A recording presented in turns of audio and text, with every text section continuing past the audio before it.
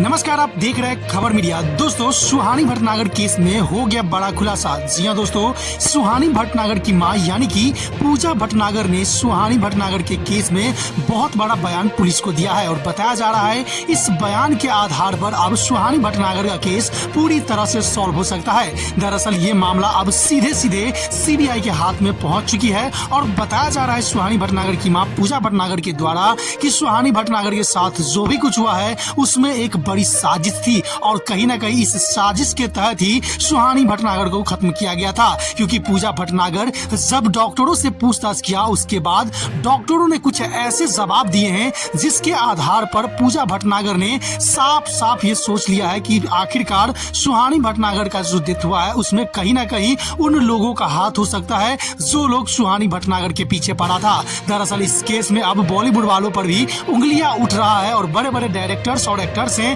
उन सभी लोगों पर अब पैनी नजर पड़ी हुई है।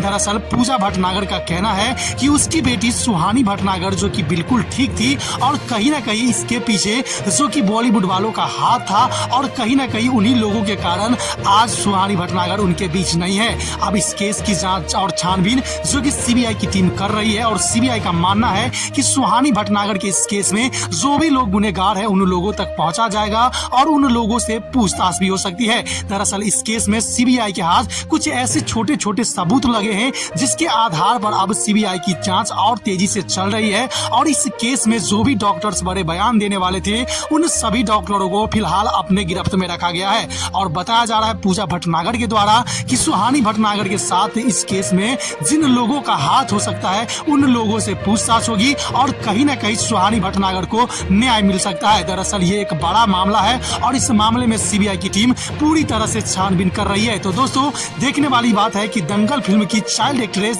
सुहानी भटनागर का अब इस केस में क्या बड़ा सबूत और क्या बड़ा बयान आता है। जैसे इस केस में कोई अपडेट आएगी मैं आपको सबसे पहले अपने चैनल पे जरूर दूंगा। धन्यवाद।